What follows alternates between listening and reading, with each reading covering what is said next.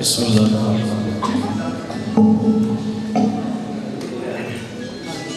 مولا صلی وسلم دائما ابدا علی حبیبک خیر الخلق کلہم مصطفیٰ جان رحمت بلاکھ السلام شمع بزم ہدایت بلاکھ السلام جس مسلمان نے دیکھا انہیں ایک نظر اس کی اعلیٰ بصارت بلاکھ السلام وہ دسوں جن کو جنت کا مشتہ ملا وہ دسوں جن کو جنت کا مشتہ ملا اس مبارک جماعت بلاکھ السلام۔ مختصر حمد و صلات کے بعد انتہائی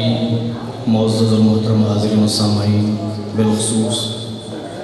ذاب محفل پیر طریقت راہبر شریعت نقش حضرت پیر قنداری، عزت مآب محترم المقام ذاب سجادہ آستانہ عالیہ حضرت پیر قنداری، میری مراد حضرت قبلہ عالم پیر سید رضا حسین شاہ صاحب قنداری دامت برکاتہ العالیہ، چیئرمین حسین علی قنداری فاؤنڈیشن پاکستان و محتمل دارالعلوم جامعہ فیضیہ للبنین والبنات، آپ کے متصل تشریف فرما سبحان اللہ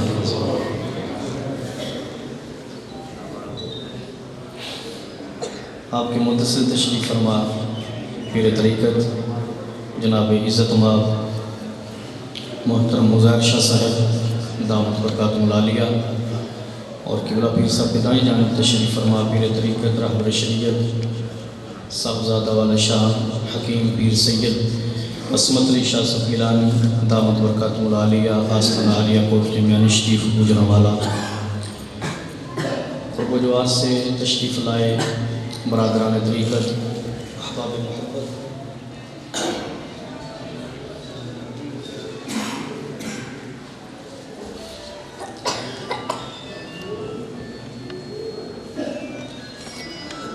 اللہ تعالیٰ ہم سب کو مل بیٹھنا قبول و منظور فرمائے۔ آج کا یہ خوبصورت اور پرور پروگرام اور معذرت سے میں نام بھول گیا، ہمارے انتہائی معزز اور محترم مہمان جناب عزت مآب محترم کرنل عبدالوحید صاحب، آپ بھی جلوگر ہیں۔ دوستان گرامی، آج کا یہ خوبصورت پروگرام بسلسلہ سالانہ عرس مقدس اور جس کا عنوان تحفظ ناموس رسالت کانفرنس متعین ہے۔ الحمدللہ کئی سالوں سے یہ سلسلہ جاری ہے۔ اللہ تعالیٰ ہم سب کو مل بیٹھنا قبول فرمائے، ہمارے پیر خانے کی ان رونقوں کو تا صبح قیامت دن دگنی رات چگنی ترقیوں کے ساتھ شاد اور آباد رکھے۔ یہاں کے جتنے بھی متوسلین ہیں، میرے جیسے جتنے بھی خاکروب ہیں، اللہ دارین کی بلائیں عطا فرمائے۔ ابھی قبلہ پیر صاحب یہاں تشریف لانے سے پہلے گھر میں تشریف فرما تھے، تو احباب بیٹھے ہوئے تھے، اپنے ہاتھوں سے چائے پلا رہے تھے، تو ایک صاحب بڑی محبت سے حضور داتا صاحب کی ایک کرامت بیان فرما رہے تھے، آپ بھی لطف لیجیے۔ تو میں وہیں پر بیٹھا ہوا، میں نے ذہن بنا لیا کہ اگر موقع بنا تو یہ میں گزارشات پیش کروں گا، اور واللہ پیر خانے میں مسجد میں بیٹھے کھڑا ہوں اور قبلہ پیر صاحب کی بارگاہ ہے، آپ کا وہ ملفوظ مبارک سن کے دل کو اتنی ٹھنڈ پڑی اور اللہ کا شکر ادا کیا کہ میرے مالک، جب تک اس طرح کے درد دل رکھنے والے تیرے پاک بندے موجود ہیں، مسلک حق کا ڈنگا بجتا رہے گا۔ وہ میرے بھائی میرے مجمع کے اندر بھی یہاں تشریف فرما ہوں گے، اللہ ان کو بھی سلامت رکھے۔ وہ بتا رہے تھے کہ پیر صاحب کو کہ میں داتا حضور حاضر تھا تو میرے گھٹنے میں بڑی تکلیف تھی، گوڈے میں بڑی تکلیف تھی، تو میں بڑا پریشان تھا، چلا نہیں جاتا تھا، اٹھا بیٹھا نہیں جاتا تھا، تو وہاں داتا صاحب کے چشمے سے میں نے پانی اوپر لگایا تو وہ ٹھیک ہو گیا۔ سبحان اللہ، بات تو بڑی ہے جناب قبلہ پیر صاحب نے سن کے خوش بھی ہوئے، تحسین بھی کی، اور ساتھ جو جملہ کہا نا اللہ سبحان اللہ، قبلہ پیر صاحب فرما رہے ہیں کہ پھر یہ جو بات ہے یہ حضور داتا صاحب کی طرف سے اشارے پہ بنیاد ہے، یعنی اشارہ ہوا تو یہ بات۔ اب سنیے، وہ کہنے لگے کہ میرا گھٹنا ٹھیک ہو گیا، میرا گوڈا ٹھیک ہو گیا، تو پیر صاحب فرمانے لگے کہ جب اللہ والوں کے پاس جایا کریں تو گوڈے نہ ٹھیک کروایا کرو، دل بھی ٹھیک کروایا کرو۔ یہ تو چس سید بولنا چاہیے سبحان اللہ۔ یہی پیغام ہے آج کی محفل کا، یہی پیغام ہے طریقت و شریعت کا، یہی مقصد اور غرض و غایت ہے پیری مریدی کی۔ کتنا بڑا جملہ ہے، اپنے اندر ایک معنی کا سمندر لیے ہوئے کہ جب اللہ والوں کے پاس جاتے ہو تو اس کو بھی ٹھیک کروانے کے لیے عرض کیا کرو نا۔ جہاں پہ یہ کہتے ہو حضور بیٹا نہیں دعا کریں، بیٹی کا رشتہ نہیں دعا کریں، کاروبار نہیں دعا کریں، غم پریشانی نہیں جاتی دعا کریں، قرض نہیں اترتا دعا کریں، تو کبھی کبھی یہ بھی عرض کیا کریں حضور نماز میں دل نہیں لگتا دعا کرو۔ حضور گھر کی پریشانی ہے، مسائل کا شکار ہوں، اولاد کی تربیت کیسے کروں، بیوی کے حقوق کیا ہیں، باپ کے حقوق کیا ہیں، اولاد کے حقوق کیا ہیں، لاجپال اس کی بھی وضاحت فرما دیں۔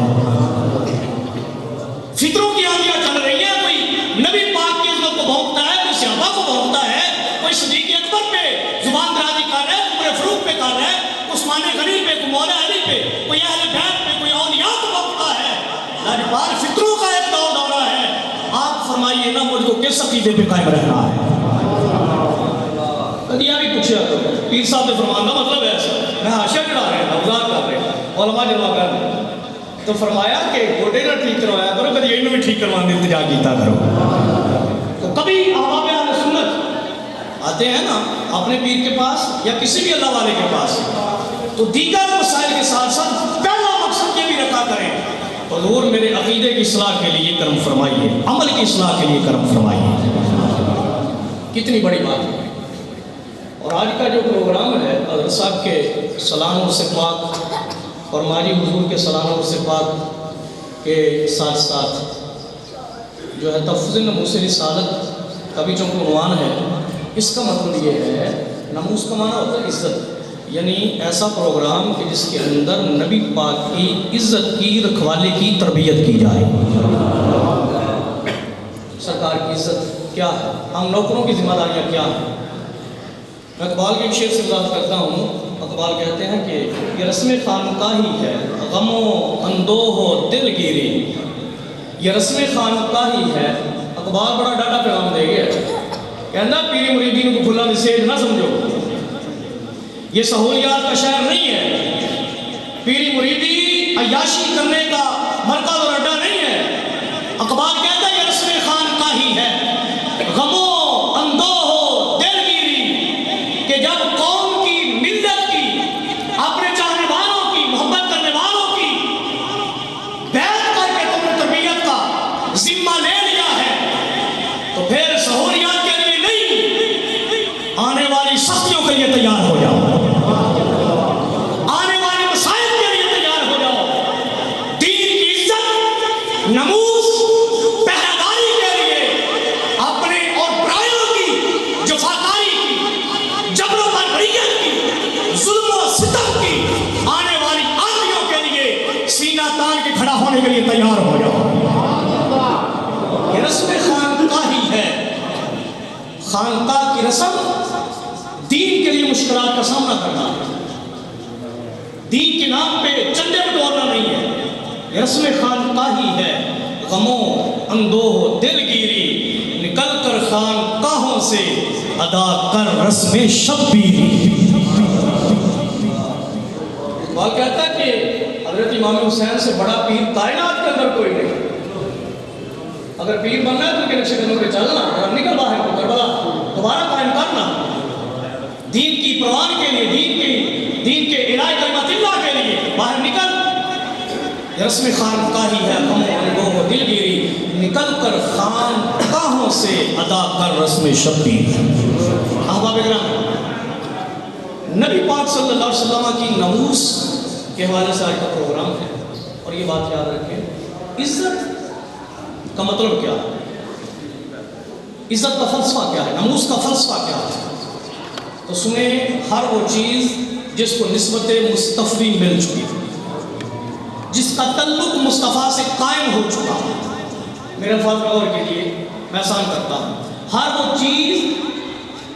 کہ جس نے مصطفیٰ سے پیار کر لیا یا وہ مصطفیٰ کی نگاہ میں آ گئی، ہر اس چیز کی عزت کرنا،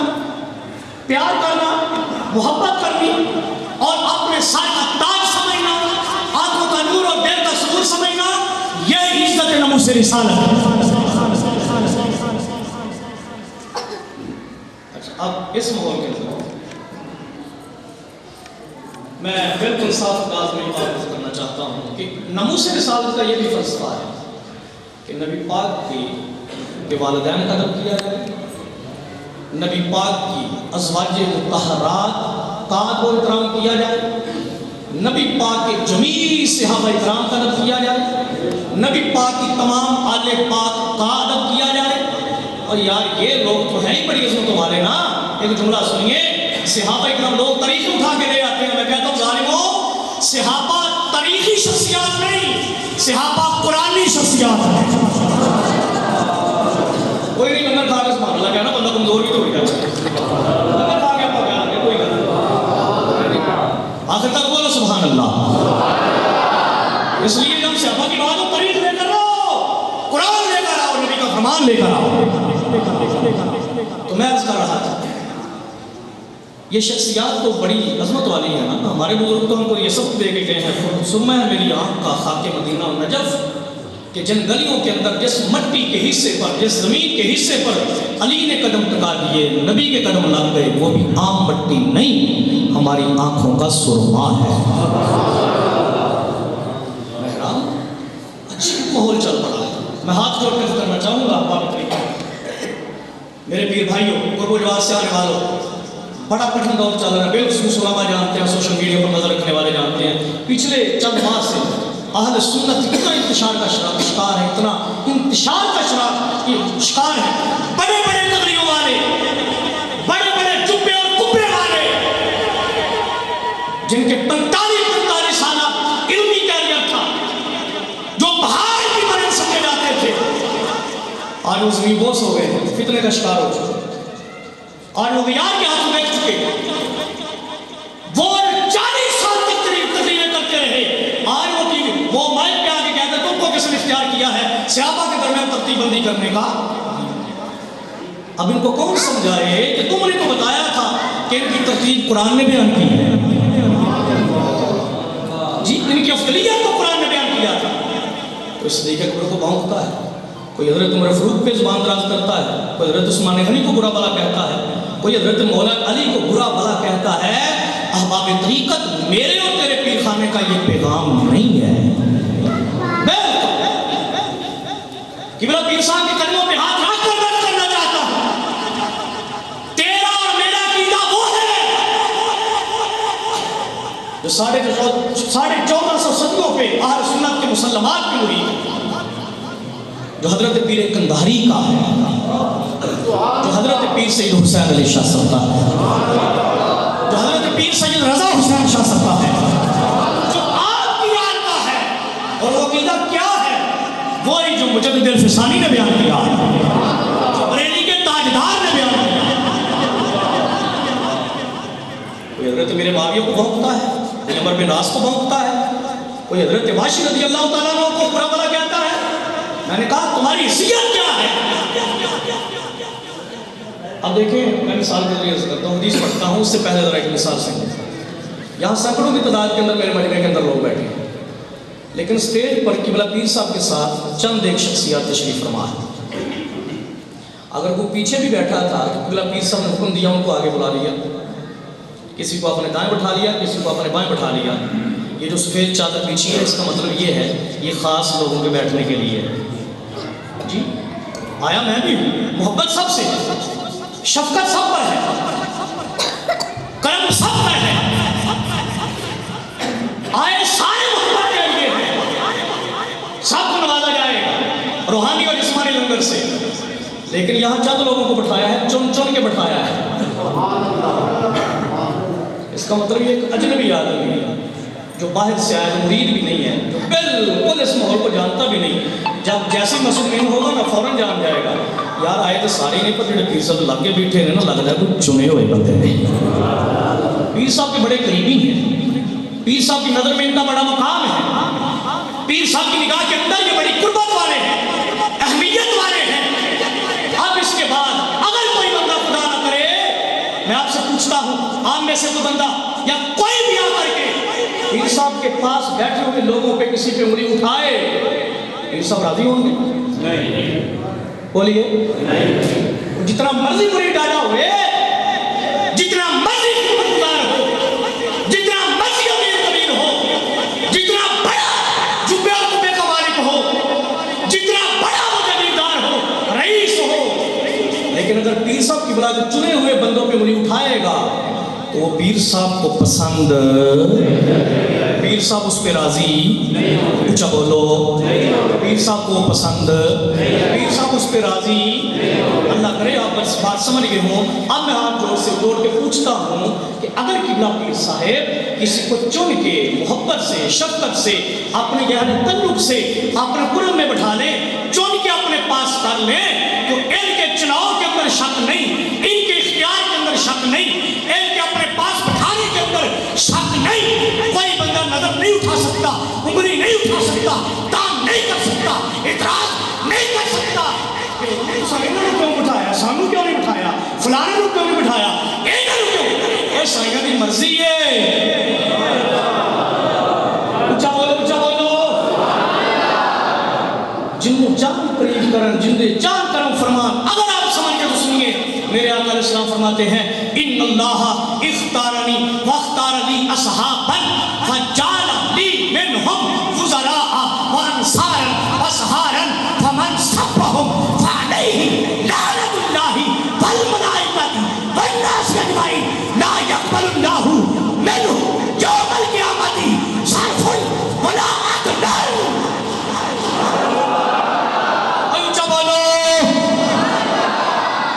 اب سنیے میرے سرکار فرماتے ہیں، آقا علیہ السلام فرماتے ہیں دنیا والوں اللہ نے مجھ کو چنا ہے، اللہ نے مجھ محمد کو چنا ہے، فرمایا اللہ نے مجھ کو چنا ہے، اور جو میرے صحابہ ہیں نا وہ بھی میں نے نہیں چنے، اللہ نے چنے ہیں۔ واختار لی اصحابا، ابو بکر کو اللہ نے چنا ہے، اور اچھا بولو،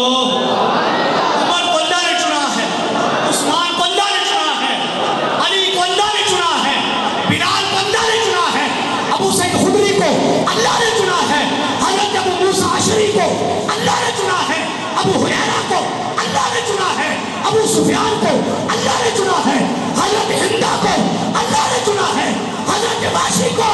اللہ نے چنا ہے، حضرت امیر معاویہ کو اللہ نے چنا ہے۔ میں کیا کمینے ہوں لیکن کوئی ساڑھے پیر نے چناؤ تو نہیں اٹھائے، اسی عہدہ منہ بن دئیے، اللہ نے چنا ہوتے پیشہ کرنا ہے۔ فرمایا اللہ نے مجھ کو چنا اور میرے لیے میرے صحاب کو چنا، پھر فرمایا ان میں سے کچھ کو میرا وزیر بنایا، کچھ کو میرا انصار بنایا، اور کچھ کو میرا سسرالی رشتہ دار بنایا۔ فرمایا یہ جتنے بھی میرے صحابہ ہیں اول تاخر کوئی استثناء نہیں، اس فضیلت کے اندر کوئی استثناء نہیں، پہلے صحابی سے لے کر آخری تک یہ میرے مصطفیٰ کا فیصلہ ہے۔ فرمایا جو بھی ان میں سے کسی پر سب و شتم کرے، برا بلا کہے، فرمایا اس پر اللہ کی لعنت ہے۔ آپ آدھے محبت والے ہیں نا، بولو سبحان اللہ۔ فرمایا اس پر اللہ کی لعنت ہے، اس پر سارے فرشتوں کی لعنت ہے، اس پر سارے لوگوں کی لعنت ہے۔ فرمایا جتنی بھی نیکیاں ہوں، جتنے بھی حج مرے ہوں، سنیے میں نبی کا فرمان پڑھ رہا ہوں، کوئی قصہ، کوئی ڈائنس، کوئی ناول، کسی ملا منوانے کا فتویٰ نہیں، وہ لفظ پڑھ رہا ہوں جو زبان نبوت سے نکلے۔ فرمایا جو ان میں سے کسی پر سب و شتم کرے اس پر اللہ کی لعنت، سارے فرشتوں کی لعنت، سارے لوگوں کی لعنت، اور فرمایا جتنا بڑا بھی زاہد ہو، جتنا بڑا بھی صالح ہو، جتنا بڑا بھی صاحب اقتدار ہو، جتنا بڑا بھی حاجی نمازی ہو،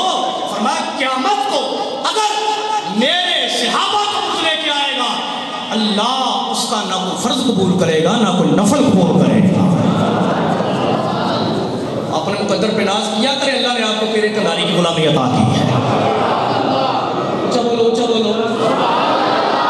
مجھے بات یاد ہے کہ یہاں پہ اور بھی سن لیجیے، اپنے پیر کی شان بھی سن لیجیے۔ حضرت پیر کنداری رحمۃ اللہ علیہ کے پاس ایک رافضی آ گیا، دوسری پارٹی کا، جو صحابہ کا استاد تھا۔ جب وہ آیا نا تو اچھا یاد رکھیں، برتن ٹوٹی تھلے مودہ مار دے تو قطرہ نہیں پڑتا جی، اگر سیدھا ہو تو بارش کے اندر بھی بھر جاتا ہے۔ اس لیے میں کہنا یہ چاہتا ہوں کہ اگر کوئی پیر کنداری کی بارگاہ میں آئے اور کہے میں خالی گیا تو میں کیا سونا اپنا پانڈا سیدھا کرنا، سائیاں دریا جو وگ رہے ہیں۔ اوہ فیض کا مطلب ہی ہے پانڈا بھر جائے، جڑا سیدہ میں ڈلے انہوں کہیں نہیں فیض جی۔ علماء بیٹھے ہوئے ہیں، میں لغوی معنی بیان کر رہا ہوں، یہ موضوع بڑا دلچسپ ہے، پھر کبھی انشاءاللہ میں جو عرض کرنا چاہتا تھا۔ وہ آیا ہو کے چلا گیا، ملا کچھ نہیں جی۔ اب جب جانے لگا نا کئی بعد پھر آ گیا، پھر گیا، پھر تھوڑی دیر بعد آ گیا، پھر گیا، پھر تھوڑی دیر بعد آ گیا۔ وہ دے کو پوچھیا بے لیا جاندہ کیوں نہیں؟ انہیں کیا جامع کتھے رستے نہیں مل رہا، ایتھوں میں جانا پڑا رہے، پھر اتنے دبار سیدھے آ جانا، حضرت صاحب کی بارگاہ جا جانا، رستہ ہی نہیں ملتا۔ اللہ قبلہ پیر صاحب فرما رہے ہیں کہ گھوڑے پہ سوار تھا، پیدل بھی نہیں تھا۔ اوہ بیلیوں انہوں اپنے پنڈ کا رستہ بھی نہیں مل رہا، کیوں؟ کہا اس لیے کہ یہ نبی کے صحابہ کا استاد ہے۔ اب مجھے ایمان سے بتائیں، آپ کے پیر کی اس کرامت کی روشنی کے اندر، اس مقدس فرمان کی روشنی کے اندر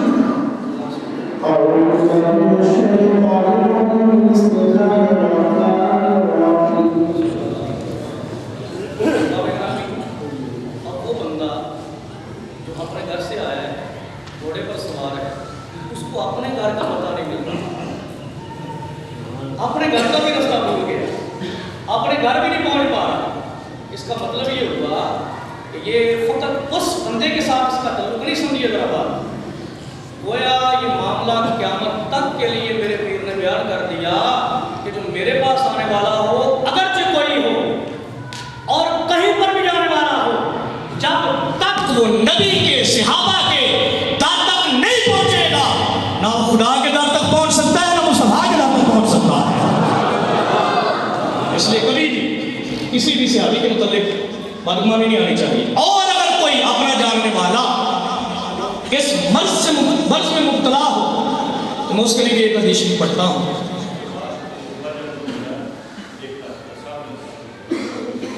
سبحان اللہ، بات ادھوری جہاں تک مجھے معلوم تھا میں نے کیا کہ پیر صاحب نے مزید وضاحت فرمائی کہ اس کے بعد پھر حضرت نقش قنداری غریب نواز حاج الحرمین حضور سیدنا پیر سید حسین علی شاہ صاحب رحمۃ اللہ علیہ، آپ نے اس بندے کی ولی پکڑی اور حضرت صاحب کے پاس لے کے گئے، معافی لے کے دی تو بات بنی۔ بہرحال دیکھ لیے بیٹھ گہری بات ہے، ہاں تو کبھی بھی اس بیماری کے قریب نہ جائیے، خدا کے لیے ایمان تباہ ہو جائے گا۔ اور اگر کوئی ہمارا جاننے والا ایسا ہو، میں خصوصاً مدثر بھائی کا کروں گا، شدرے کا ایک نوجوان ہے جو شیعہ کی مجالس کے اندر کمپیئر جا کر رہا تھا، کیا نام ہے سیف، اس کو جا کے پیغام، یہ حدیث سنائیے گا، میرا پیغام نہیں، یہ حدیث، اور حدیث کے بعد اپنے پیر کی وہ بات۔ آقا علیہ السلام فرماتے ہیں کہ ان قریب کچھ لوگ ہوں گے جو میرے نبی، جو میرے صحابہ کو برا بھلا کہیں گے، اور سرکار علیہ السلام نے ان کے بارے فیصلہ دیا۔ سرکار نے فرمایا کہ فلا تجالسوہم ولا تشاربوہم ولا تآکلوہم ولا تناکحوہم، حکم آقا صلی اللہ علیہ وسلم۔ فرمایا جو بندہ میرے صحابہ کو برا کہے، کسی بھی صحابی پہ کوئی اٹھائے اعتراض کرے، اب یہ سرکار کا فیصلہ ہے، میرے اور آپ کے لیے ہے، یہ نہیں ہے علماء بیٹھے ہیں، یہ اپنے ظاہری معنی پر ہے، وجوب کے لیے ہے، سرکار نے لازم اور واجب کر دیا۔ فرمایا قیامت تک کے لیے یہ پیغام ہے کہ جو بندہ میرے صحابہ کو برا کہے اس کے پاس بیٹھنا نہیں، یارانہ تعلق، سنگت، محبت، رشتہ داریاں، فرمایا نہیں، فلا تجالسوہم، اس کے پاس بیٹھنا، اس کے ساتھ کھانا پینا بھی نہیں ہے، فلا تناکحوہم، وہ دن رشتہ داریاں بھی نہیں کرنے، میرا اور تیرا فیصلہ ہمارے ہاتھ میں ہے کہ اپنے دل کی ماننی ہے، رشتہ داری رکھنی ہے یا نبی کی غلامی رکھنی ہے۔ میں بات کو ختم کرنے کی طرف چلوں۔ دوستان گرامی، میرے استاد گرامی، شہید ختم نبوت، قبلہ دل و کعبہ جان، میرے محبوب استاد حضرت صاحبزادہ پیر سید محمد اجمل گیلانی رحمۃ اللہ علیہ، آپ ایک بڑی زبردست حدیث شریف بیان کیا عظمت صحابہ کے حوالے سے، سنیے، یاد آگے میں کرتا ہوں۔ کفر اسلام کی جنگ معرکہ ہے، کفر اسلام کی جنگ ہو رہی ہے۔ ایک نوجوان جو کفر کی طرف سے اسلام کے خلاف لڑ رہا تھا، بڑا بہادر تھا، بڑا جری تھا، بڑا دلیر تھا، بڑا لشکر شکن تھا، نہ جانے اہل اسلام کو کتنا نقصان پہنچا چکا ہوگا، لیکن راوی کہتے ہیں اس کا اپنا جسم بھی زخموں سے چور چور تھا، جسم سے خون نکل رہا تھا، گھوڑے پر سوار ہے، قسمت کا ستارہ چمکا، دوران جنگ گھوڑے پر بیٹھا ہے، چلتے چلتے تلوار کو روکا، چلتے چلتے سرکار کی بارگاہ میں آیا، آ کر کے کہنے لگا اے محمد، ابھی کلمہ نہیں پڑھا نا، ورنہ تو رسول اللہ کہتا، اے محمد اگر میں آپ کا کلمہ پڑھ لوں تو مجھے کیا ملے گا؟ اگر میں آپ کا کلمہ پڑھ لوں تو مجھے مولا روم نے کہا تھا کہ عشق اولم در دل مشوق پیدا بھی شوات، کہ عشق یاد پہلے مشوق کے دل میں پیدا ہوتی ہے، وہاں سے چنگاری نکلتی ہے اور عاشق کے سینے میں آتی ہے۔ میں یہ کہنا چاہتا ہوں کہ وہ حادثاتی طور پہ نہیں آیا تھا، اتفاقاً نہیں آیا تھا، میرے مصطفیٰ نے اس کو قبول کر لیا۔ اور کیا ملے گا؟ راوی کہتے ہیں سرکار مسکرائے، لبہ قدس پر حرکت آئی، زبان نبوت نے جنبش لی، فرمایا نوجوان جنت ملے گی۔ محبت نے بولنے کے لبا سبحان اللہ، فرمایا جنت ملے گی۔ راوی کہتے ہیں ادھر سرکار کی زبان سے جملہ نکلا، ادھر اس نوجوان نے پڑھا لا الہ الا اللہ محمد رسول اللہ۔ اب اتفاق ہے، اجل نے موقع نہ دیا، ادھر ایک لمحے کلمہ پڑھتا ہے، رفع مصطفیٰ کو دیکھا، کلمہ پڑھا، دوسرے لمحے جان نکل جاتی ہے، گھوڑے سے نیچے آ جاتا ہے۔ اب جب جان نکلی، گھوڑے سے نیچے آ گیا، میرے مصطفیٰ نے اعلان کر دیا، مجدہ جاں فضا دے دیا، فرمایا اے میرے غلاموں، اگر کوئی بندہ کسی جنتی کو دیکھنا چاہتا ہے تو وہ میرے اس غلام کو دیکھ۔ فرمایا اگر کوئی جنتی دیکھنا چاہتا ہے تو میرے اس غلام کو دیکھ لے۔ حدیث مکمل۔ میں آپ سے پوچھتا ہوں کیا اس نے کوئی نماز پڑھی؟ موقع ہی نہیں ملا، کوئی روزہ رکھا، اذکار کی، قرآن کی تلاوت کی، اسلام کی طرف سے کفر کے خلاف جہاد کیا؟ کچھ نہیں کیا، موقع ہی نہیں ملا۔ کیا تو بس یہ کیا، کلمہ پڑھا، چہرے بددعا کی زیارت کی، ایمان پر چلے گئے۔ اب ایک لمحے کی شادی ہے، ساری امت کا اس بات پہ اتفاق ہے، سارے مفسرین، محققین، محدثین، فقہا، صوفیاء، سب کا اتفاق ہے کہ وہ نوجوان جس نے ایک لمحے کے لیے صحابیت کا رتبہ حاصل کیا، اب قیامت تک کے ساری امت کے اہل ایمان اکٹھے ہو جائیں، جس کے اندر نمازی ہوں، موذنین ہوں، امام ہوں، وہ غازی ہوں، وہ مفتی ہوں، علماء ہوں، پیر ہوں، صوفیاء کی بات کرتا چلوں، فرد ہوں، فرد الافراد ہوں، امامین ہوں، نجبا ہوں، نقبا ہوں، اوتاد ہوں، ابدال ہوں، وہ قطب ہوں، قطب الاقطاب ہوں، وہ غوث ہوں، وہ غوث العظم ہوں، ساری کائنات کے ایمان والے اکٹھے ہو جائیں۔ امت نے فیصلہ دیا کہ اس صحابی کے مقام کو نہیں پہنچ سکتے۔ یہ ہے حضرت صحابہ۔ میں نے کہا ظالمو تم کے سکول میں ہو، یہاں تو ساری کائنات اکٹھی ہو جائے، اس ایک نوجوان جس کی صحابیت گڑی کی ہے اس کے مقام کو نہیں پہنچتی، ایمان نال دسنا ابو بکر کے رتبے میں کون پہنچے گا؟ سبحان اللہ، تھوڑی آواز بڑی کمزور ہے یار، اونچا بولو سبحان اللہ۔ میں تقریر ختم کرنے لگا، اونچا بولو سبحان اللہ۔ میں نے کہا جب اس صحابی کے مقام کو ساری کائنات نہیں پہنچ سکتی، ابو بکر کا مقام بڑا اونچا ہے، عمر کا رتبہ بڑا اونچا ہے، عثمان کی عظمت بڑی بلند ہے، علی کی عظمتیں بڑی بلند ہیں، جب اس کے مقام کو کوئی نہیں پہنچ سکتا تو ابو بکر کی نارائن کو ساری کائنات نہیں پہنچ سکتی۔ آخری بات سنیے، بات کو ختم کرو۔ یہ بات فتاوی حدیثہ کے اندر موجود ہے، اور میرے اور تیرے پیر نقشبندیوں کے سالار حضور سیدنا مجدد پاک رحمۃ اللہ علیہ، آپ نے مکتوبات شریف کے اندر بھی اس بات کو لکھا، اور یہی بات یہ جو میں بیان کرنے لگا ہوں، یہ حضرت عبداللہ بن مبارک یہ تابعی ہے، یہ حضرت ابن عباس کے شاگرد ہیں، ایک واسطے سے میرے نبی پاک کے شاگرد ہیں، حضرت عبداللہ بن مبارک حدیث کے امام ہیں، تفسیر کے امام ہیں، تصوف کے امام ہیں، فقہ کے امام ہیں،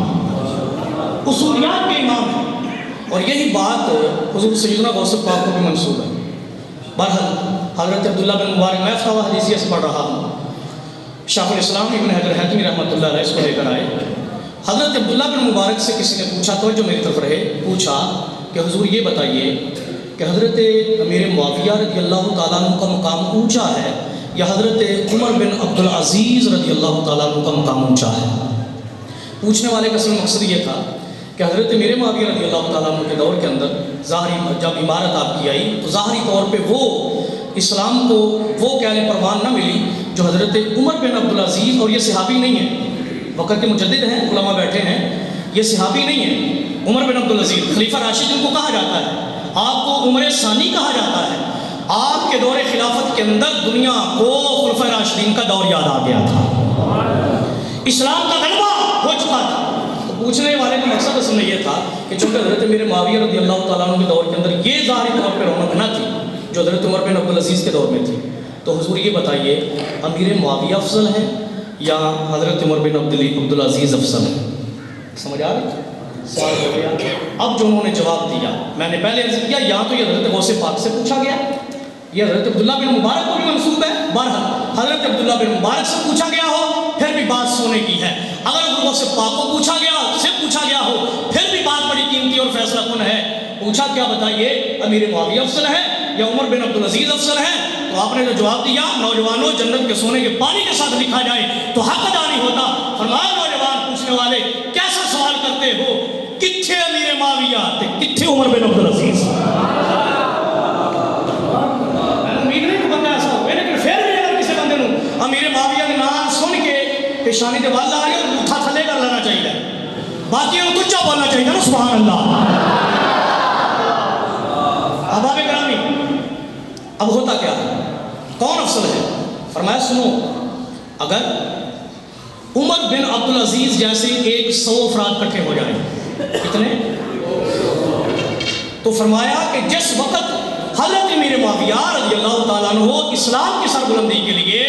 جہاد کے لیے نکلتے تھے، آپ جس گھوڑے پر سوار ہوتے تھے اس گھوڑے کے قدم جس مٹی پر لگتے تھے، قدموں کو لگ کر مٹی خاک بن کر جو گھر کو غبار بن کر ہوا میں اڑتی تھی، اور ایک روایت میں اس کے الفاظ یہ ہیں کہ وہ مٹی کہ آپ کے گھوڑے کی جو ناک کے اندر جاتی تھی، فرمایا عمر بن عبدالعزیز جیسے 100 بندے بھی اکٹھے ہو جائیں تو اس مٹی کا مقابلہ نہیں کر سکتے ہیں، نہیں کر سکتے۔ یہاں پہ امیر معاویہ کی بات نہیں ہے، آپ کی نلین کی بات بھی نہیں ہے، گھوڑے کی بات بھی نہیں ہے، گھوڑے کے قدم کی بات بھی نہیں ہے، وہ مٹی جو گھوڑے کے قدموں کو لگی، کیوں؟ اس مٹی کی نسبت ہے گھوڑے کے قدموں سے، قدم ہے گھوڑے کے، گھوڑے کی پشت پر ہے امیر معاویہ، گھوڑے کی نسبت ہے امیر معاویہ کے ساتھ، اور امیر معاویہ کی نسبت ہے مصطفیٰ کریم کے ساتھ۔ اس نسبت کی برکت ہے کہ قرآن بھی بول کر قسم اٹھاتا ہے، وَالْعَادِيَاتِ ضَبْحًا فَالْمُورِيَاتِ قَدْحًا فَالْمُغِيرَاتِ صُبْحًا۔ فرمایا اللہ فرماتا ہے پیارے حبیب، وہ گھوڑے جن کی پشتوں پر میرے صحابہ بیٹھ کے میری راہ میں جہاد کرتے ہیں نا، اللہ فرماتا ہے مجھ کو ان گھوڑوں کی بھی قسم ہے۔ اب اندازہ لگائیں جب اس مٹی کا یہ مقام ہے تو بتانا میرے معاویہ کا کیا مقام ہوگا۔ اور یہاں پہ جو لوگوں کو مغالطہ لگتا ہے نا، کسی اندھی شان بیان کا ڈولی کے مقابلے میں کیا کوڑا تو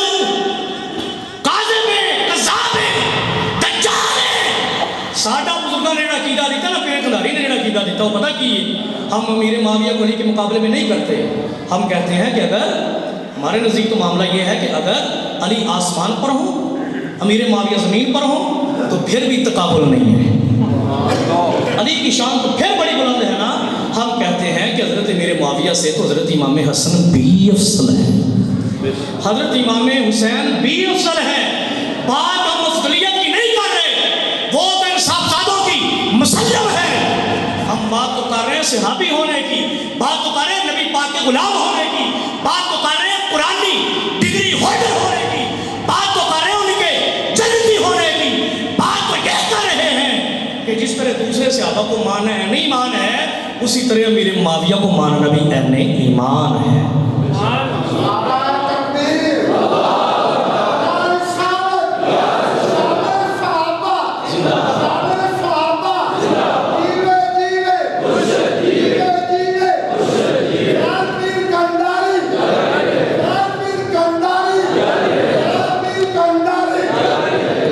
हकीकी फैज़ यही है, ये जो क़ीदे की आपकी इस्लाह है ना, तरबियत है, जो क़ीदे की चाशनी और लज़्ज़त और शफाफियत है, यही हकीकी फैज़ है। यही मेरे पीर का पैगाम है, यही इस आस्ताने का पैगाम है, यही इस आस्ताने की तरबियत है, और यही मेरे मुस्तफ़ा की इज़्ज़त की रखवाली है। जो मेरे हज़रत मेरे माविया की इज़्ज़त नहीं करता वो मेरे मुस्तफ़ा की नहीं करता, जो हज़रत हिंदा की नहीं करता वो सरकार की नहीं करता, जो हज़रत वाशी की नहीं करता वो सरकार की नहीं करता, जो हज़रत अबू सुफियान की नहीं करता वो सरकार की इज़्ज़त नहीं करता, जो हज़रत सिद्दीक़ अकबर, उमर फ़ारूक, उस्मान गनी, मौला अली, बिलाल हबशी, अबू हुरैरा वगैरह तमाम सहाबा की इज़्ज़त नहीं करता, इसका मतलब ये है वो नबी पाक की भी इज़्ज़त तो जो सरकार की इज़्ज़त करने वाला नहीं वो जहन्नम का कुत्ता। मेरा मालिक हम सब का आना कबूल मंजूर फरमाए। जो टूटे फूटे कलिमात तशरीफ़ रखें, तशरीफ़ रखें।